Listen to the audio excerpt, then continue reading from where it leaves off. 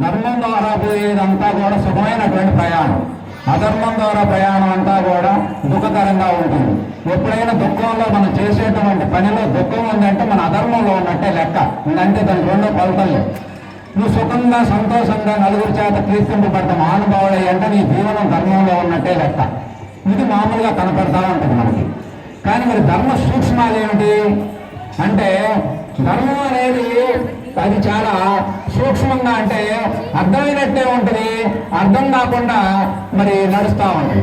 అలాగే ధర్మ రహస్యం అంటే అందులో మంచిలో చెడు ఉంటుంది, చెడులో మంచి ఉంటుంది. అంటే మనం చూడటానికి బాగున్నట్టుగా ఉంటుంది, కానీ అందులో లోపం ఉంటుంది. అందులో రహస్యాలు అన్నమాట. ఇవన్నీ మనకి అలా ఉంటాయి. ఈ ధర్మ సూక్ష్మం అనేది ఏమిటంటే, కర్మ సిద్ధాంతం ప్రకారం ఎవరు చేసుకున్నటువంటి కర్మ ఫలాలు వాళ్ళే అనుభవిస్తున్నాం. ఇది మనకు భగవద్గీత మహాత్ములందరూ స్పష్టం చేశారు. ఏమిటి కర్మ? మన భగవద్గీత చెప్తుంది మనకి, నువ్వు ఏ కర్మ అయితే చేసుకుంటావో, అంటే పాప కర్మ అంటే పని. నువ్వు పాప కర్మలు చేసావా, పాపాన్ని అనుభవిస్తావు. పుణ్యకర్మలు చేసావా, పుణ్యాన్ని అనుభవిస్తావు. కర్మ సిద్ధాంతం తేల్చేసింది ఇది. అందుకనే మరి యొక్క ధర్మ సూక్ష్మం. ఈ సూక్ష్మాలు తెలియలేదనుకోండి, మనం ఏమనుకుంటాం, ఎక్కడ మన ఇళ్ళలో ఏదైనా అశుభం జరిగిందనుకోండి, అప్పుడు మనం చాలా వరకు అయ్యో ఏం చేస్తాను, నా కర్మ అంటా ఉంటాం. అంటే అర్థం ఏమిటి? నేను చేసిందే నాకు వచ్చిందని దాని అర్థం.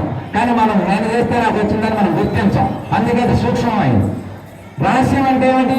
మంచిలో చెడు, చెడులో మంచి ఉంటుంది. ఇక్కడ మంచివాడయ్యా లోకాన్ని మేలు చేస్తున్నట్టు, కానీ అందులో పేరు కూడా ఉంటుంది. చాలా రహస్యాలు ఉంటాయి అన్నమాట. ఇవన్నీ మార్గంలో ఇదొక రహస్యాలని మనకు అర్థం అవుతుంది. ఇక సనాతన ధర్మం అనే పదాన్ని మనం ఎక్కువగా వింటా ఉంటాం. సనాతనం అంటే ఏమిటి? సనాతనం అనేది విష్ణు సహస్రనామాల్లో ఒక నామం, శివ సహస్రనామాల్లో ఉంటుంది. సనాతన అంటే శాశ్వతమైనటువంటిది. దాన్ని ధర్మాన్ని జోడించాం. ధర్మం అంటే ఏమిటి? ధర్మం అంటే ధరించుట. అంటే ఇప్పుడు నేను జ్ఞానిగా ధరించా, మీరు ఇంట్లో నిమగ్నం అయ్యారు. అదొక పాత్ర, ఇది ఒక పాత్రే. కానీ ధరించి ఆ పాత్రను నేను ఆయా సందర్భాలను బట్టి, ఆయా కాలాలను బట్టి, ఆ యొక్క పరిస్థితులను బట్టి ధర్మం అనేది సందర్భాన్ని బట్టి మారుతూ ఉంటుంది. ఉదాహరణకి ఒక మనిషిని ఏదైనా తప్పుగా అనకూడని మాటన్నా, చేయకూడని పని చేసినా మన రాజ్యాంగం ప్రకారం అది తప్పు. స్టేషన్లో కేసు బుక్ చేసి దాన్ని అవసరమైతే స్టేషన్ నుంచి కోర్టుకు పంపిస్తారు. అక్కడ ఏదైనా పెద్ద శిక్ష చేస్తారు. అవునా? ధర్మం. కానీ అదే ఒక సైనికుడు, మన దేశ సరిహద్దుల్లో ఉన్న సైనికుడు పక్క దేశం వాళ్ళు ఎవరైనా మన మీద దాడి చేస్తే వాళ్ళని ఎదుర్కోవటంలో ఎంతమందిని సంహారం చేసినా మనందరం చేపడతాం. ఎందుకని అది ప్రాణం, ఇది ప్రాణమేగా. అంటే అతను ఆ రోజు ప్రమాణం ఏమిటి? నా దేశం కోసం నా ప్రాణాన్ని అయినా త్యాగం చేయడానికి నేను సిద్ధంగా ఉన్నా, నా దేశ శ్రేయస్సే నా రక్షణ అని చెప్పి ఆయన ప్రమాణం చేసి ఆ ధర్మాన్ని నేను ప్రదానం చేస్తాను. ఇప్పుడు మా ధర్మం ఏమిటి? మేము అందరూ సమితం చేయాలి, మన ధర్మాల గురించి చెప్పాలి, ధర్మ సూక్ష్మాలను వివరించాలి. అనేక రకమైనటువంటి మత మార్పులు ఏమైనా జరుగుతా ఉన్నాయి, దానివల్ల వచ్చే సమస్యలు ఏమిటి, మన పూర్వీకులు మనకి ఏం అందించారు, మనం ఎలా నడుచుకుంటున్నాం, భవిష్యత్తు ఇలా పోతే అదిగా ఎలాంటి ప్రభావం చూపిద్ది, ఇవన్నీ కంకణం కట్టుకుని కాసేయగలమంతా కూడా. అలా మనకి ధర్మాలు అనేవి ఆయా పరిస్థితులను బట్టి మారుతా ఉంటాయి. అందుకని ధర్మం గురించి తెలుసుకోవాలి, ఆ ధర్మ సూక్ష్మాలు, రహస్యాలు అలా తెలుసుకోవాలి. సనాతనం అంటే శాశ్వతమైన ధర్మం. అర్థం ఏమిటి? శాశ్వతమైనది అంటే అర్థం ఏమిటంటే, ఎప్పుడు మన వాళ్ళు రహస్యాలను కనిపెట్టారు. మనందరం సంతానం కన్నట్లుగా మహాత్ములు కొంతమంది జీవితాన్ని తృణప్రాయంగా వదిలేసి సత్యం ఏమిటి, ధర్మం ఏమిటి, దైవం ఏమిటి, ఈ సృష్టి ఏమిటి, నేనెవరని, నాతో సృష్టికున్న సంబంధాలు ఏమిటని కొంతమంది మహాత్ములందరూ వెతికి దానిలో కనుక్కొని మనకి శాశ్వతంగా ఎప్పుడు మనకి సుఖంగా ఆనందంగా ఎట్లా జీవించాలో కనిపెట్టి ఆ యొక్క ధర్మాన్ని మనకి సృష్టి ఆది నుంచి అందించడం జరిగింది. అందుకని ఆ ధర్మాలు వాళ్ళు ఏదైతే అందించినటువంటి సనాతనం అనేది, అది శాశ్వతంగా అందించినటువంటి ధర్మాలు ఎవరైతే చక్కగా అందులో జీవిస్తూ ఉంటామో అది మనకు ఐకమత్యాన్ని, ఆనందాన్ని, సమతాభావాన్ని, ప్రేమతత్వాన్ని, అన్ని రకాల జీవితాన్ని సాఫల్యం సార్థకం చెందింది. సాఫల్యం ఏమిటి?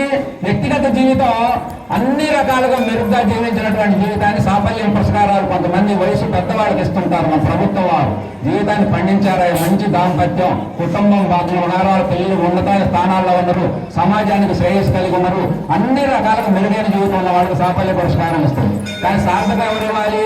మీరు మీరే సాధించుకోవాలి. సార్థకం కావాలంటే మానవ జన్మ ఎందుకు వచ్చిందో, ఎందుకు ఇక్కడ నడియాడుతుందో, ఏం చేస్తుందో అని కనుక్కోవాలి.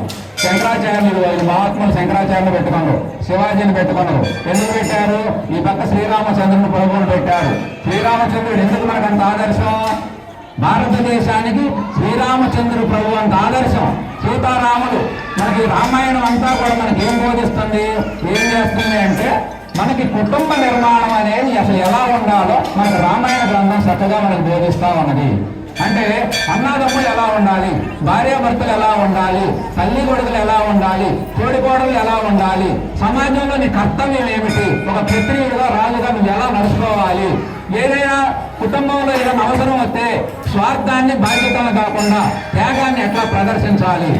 ఇవాళ వచ్చి సాయంత్రం కూడా చెప్పారు, రామా నువ్వు రేపు పొద్దున్నే రాజు అవుతాయా అని.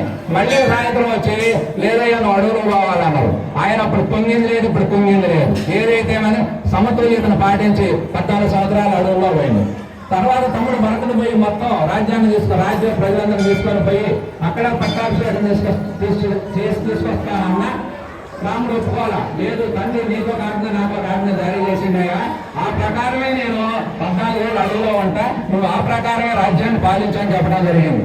అప్పుడు ఋషులందరూ ఆ యొక్క అక్కడ వాళ్ళ అన్నదమ్ముల సంభాషణ వినమ్మా, అంతా చెప్పాలి కాదు కాబట్టి సంభాషణని అక్కడున్న చెట్లు పొట్లు ఋషులు మొత్తం కన్నీరు పెట్టుకుని ఇట్లాంటి అన్నదమ్ములు అంటేనా రాజ్యం నువ్వు పాలించంటే నువ్వు పాలించండి సంభాషణ కాదు. ఎందుకు పాలించకూడదు ఆయన యువతుడు, ఎందుకు పాలించాలి ఈయన యువతుడు.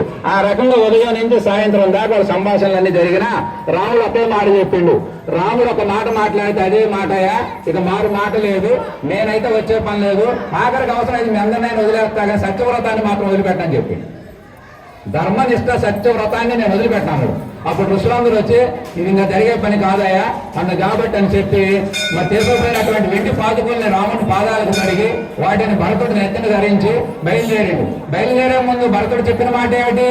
అన్నా 14 సంవత్సరాలు దాటి సూర్యోదయం అయిందా, నువ్వు కనపడలేదా, నన్ను నేను అగ్నిలో దహింపజేసుకుంటా కానీ నువ్వు రావాలను. మళ్ళీ అంతేకాదు, నువ్వు ఇక్కడ ఎలా నారచీరలు కట్టుకొని ఎలా ఉంటున్నావో, ఎలా బ్రహ్మచర్యం పాటిస్తున్నావో నేను అదే నారచీరలు కట్టుకుంటా, అదే నువ్వు తినే కందమలాలే తింటా, నీలాగే బ్రహ్మచర్యం పాటిస్తా. అంతేకాదు అయోధ్యలో ఉండను, నందిగ్రామం అనే గ్రామంలో అక్కడ కూర్చొని నీ పాదుకునే సింహాసనం పెట్టి నేను పాలన చేస్తానని ప్రతిజ్ఞ చేసిండు. అన్న కోసం తమ్ముడు చేయగలరా? ఇవన్నీ రామాయణంలో ఎన్ని ఘట్టాలు ఉంటాయో అట్లాంటి అద్భుతమైన ఘట్టాలు 14 ఏళ్ళు పూర్తి వచ్చిన తర్వాత మళ్ళీ అన్నక రాజ్య పట్టాభిషేకం చేసిండు జనులందరినీ దేశంపై. ఆ తర్వాత రాముడు మొత్తం 11,000 సంవత్సరాలు జీవించాడు.